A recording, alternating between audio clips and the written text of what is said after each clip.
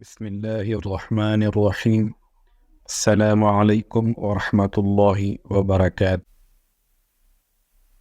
آج ہم شیخ ابو الحسن خرقانی رحمۃ اللہ علیہ اور سلطان محمود غزنوی رحمۃ اللہ علیہ کا واقعہ ذکر کریں گے۔ اس واقعے کو شروع کرنے سے پہلے اگر آپ نے اس چینل کو سبسکرائب نہیں کیا پلیز اس کو سبسکرائب کر دیں، اور اگر ویڈیو اچھی لگے تو بیل کا بٹن پریس کر دیں تاکہ اس قسم کی مزید ویڈیوز آپ تک بر وقت پہنچتی رہیں۔ تو چلیں شروع کرتے ہیں۔ حضرت شیخ ابو الحسن خرقانی رحمۃ اللہ علیہ سلطان محمود غزنوی رحمۃ اللہ علیہ کے عم حاصر تھے۔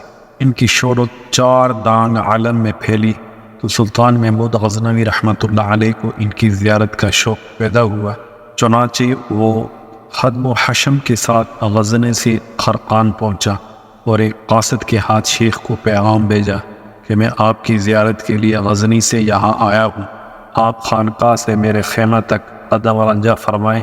اس کے ساتھ ہی سلطان نے قاصد کو ہدایت کی اگر شیخ یہاں آنے سے انکار کریں تو ان کو قرآن حکیم کی یہ آیت پڑھ کر سنا دیں، اطیعوا اللہ و اطیعوا الرسول و اولی الامر منکم، یعنی اطاعت کرو اللہ کی اور اس کے رسول کی اور حاکم کی جو تم میں سے ہے۔ قاصد نے شیخ کی خدمت میں حاضر ہو کر سلطان کا پیغام دیا۔ آپ نے فرمایا مجھے معذور رکھو۔ اس نے آیت مذکورہ پڑھی تو فرمایا یعنی ابھی میں اطیع اللہ میں ایسا مسترد ہوں کہ اطیع الرسول کے معاملے میں نادم اور شرمسار ہوں، پھر اولی الامر منکم کی جانب کیوں کر متوجہ ہو سکتا ہوں۔ قاصد نے واپس جا کر سلطان کو شیخ کا جواب سنایا، اس پر رقت طاری ہو گئی اور وہ شیخ ابو الحسن کی خدمت میں حاضر ہوا اور ان سے درخواست کی کہ حضرت بایزید بسطامی رحمۃ اللہ علیہ کے حالات و اقوال سنائیے۔ شیخ نے فرمایا بایزید رحمۃ اللہ علیہ فرماتے تھے جس نے مجھے دیکھا بدبختی اس سے دور ہو گئی، یعنی وہ کفر و شرک سے محفوظ ہو گیا۔ سلطان محمود نے کہا رسول اکرم صلی اللہ علیہ وسلم کو ابو لہب اور ابو جہل اور کتنے ہی دوسرے منکروں نے دیکھا، لیکن یہ بدبخت کے بدبخت یعنی کافر ہی رہے۔ کیا بایزید کا درجہ نعوذ باللہ حضور صلی اللہ علیہ وسلم سے بلند ہے؟ یہ سن کر شیخ کا چہرہ غصے سے سرخ ہو گیا اور آپ نے جلال کے عالم میں فرمایا محمود حد ادب سے قدم باہر نہ رکھ، رسول اکرم صلی اللہ علیہ وسلم کو آپ کے صحابہ کرام ہی نے دیکھا تھا، ابو لہب اور ابو جہل اور دوسرے کفار نے فی الحقیقت حضور صلی اللہ علیہ وسلم کو دیکھا ہی نہیں۔ کیا تو نے قرآن کریم میں یہ آیت نہیں پڑھی وَتَرَاهُمْ يَنْظُرُونَ إِلَيْكَ وَهُمْ لَا يُبْصِرُونَ؟ اے رسول تو ان کو دیکھتا ہے جو تیری طرف نظر کرتے ہیں حالانکہ وہ تجھ کو نہیں دیکھتے۔ سلطان شیخ رحمۃ اللہ علیہ کے ارشادات سے بہت متاثر ہوا اور اس نے عرض کی کہ مجھے کوئی نصیحت فرمائیے۔ شیخ نے فرمایا چار باتوں کا ہمیشہ خیال رکھو۔ نمبر ایک ایسی چیزوں سے پرہیز جن سے منع کیا گیا ہے۔ نمبر دو نماز با جماعت۔ نمبر تین سخاوت۔ نمبر چار خدا کے بندوں پر شفقت۔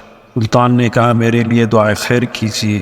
شیخ نے دعا کے لیے ہاتھ اٹھائے اور کہا اللہم اغفر للمؤمنین والمؤمنات، اے اللہ سب مومنین اور مومنات کو بخش دے۔ سلطان نے عرض کی کہ میرے لیے خاص دعا فرمائیے۔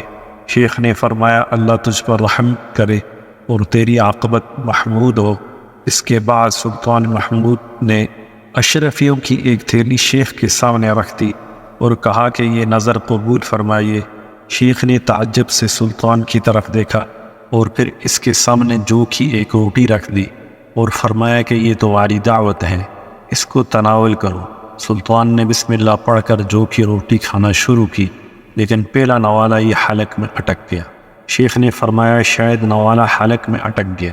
سلطان نے اسبات میں جواب دیا تو شیخ نے گمبھیر لہجے میں فرمایا تو یہ اشرفیوں کی تھیلی بھی میرے حلق میں اٹک جائے گی، اس کو فوراً اٹھا لو، یہ اشرفیوں بادشاہ کی خوراک ہے، فقیر کے لیے جو کی روٹی ہی نعمت عظمیٰ ہے۔ سلطان محمود نے عرض کی کہ حضرت سب نہیں تو ان میں سے کچھ اشرفیاں ہی قبول فرما لیں۔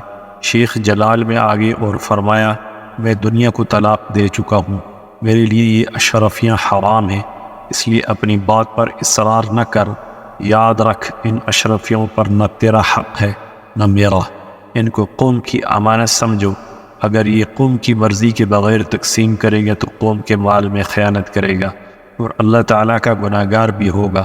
اگر تو ان اشرفیوں کو خیرات ہی کرنا چاہتا ہے تو تیرے ملک میں بہترے مساکین ہیں، جب تو سو جاتا ہے تو وہ اس لیے جاگتے ہیں کہ ان کے پیٹ خالی ہیں، اور تیرے ملک میں ایسے شریف اور سفید پوش لوگ بھی موجود ہیں جو بظاہر آسودہ حال نظر آتے ہیں لیکن عصرت اور خودداری قائم رکھنے کے لیے کسی کے سامنے ہاتھ نہیں پھیلاتے۔ جب قیامت کا دن آئے گا تو تیری قوم کے یہ لوگ تیرا گریبان پکڑ لیں گے کہ تو غیر مستحق لوگوں میں مال بانٹتا رہا اور ہم تیری نظروں سے اوجھل رہے۔ اس وقت تجھے ہر بات کا جواب دینا پڑے گا۔ شیخ کی باتیں سن کر سلطان لرزہ بردام ہو گیا اور اس کی آنکھوں سے سیل اشک رواں ہو گیا۔ پھر اس نے عرض کی، آپ مجھ سے کچھ قبول نہیں فرماتے تو مجھے ہی کوئی تبرک و عنایت فرمائیے۔ شیخ نے فوراً اپنا پیراہن اتار کر سلطان کو عطا فرمایا۔ جب سلطان نے اس کی اجازت مانگی تو شیخ اس کی تعظیم کے لیے اٹھ کھڑے ہوئے۔ سلطان کو شیخ کے رویے پر بڑی حیرت ہوئی اور اس نے عرض کی، حضرت جب میں آپ کی خدمت میں حاضر ہوا تھا تو آپ نے میری طرف التفات فرمانا بھی مناسب نہ سمجھا تھا، لیکن اب جو آپ اس طرح میری عزت افزائی کر رہے ہیں اس کا کیا سبب ہے؟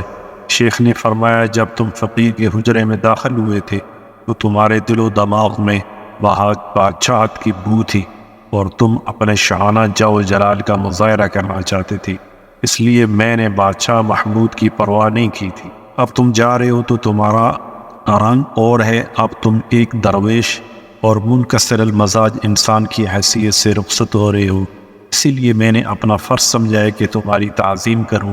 ایسے انسانوں کی تعظیم نہ کرنا مسلمانوں کا شیوا نہیں ہے۔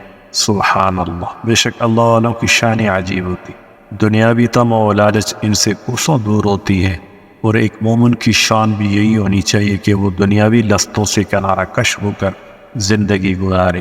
اللہ کرے اس واقعے سے ہمیں بھی سبق حاصل ہو، آمین یا رب العالمین۔ السلام علیکم ورحمۃ اللہ وبرکاتہ۔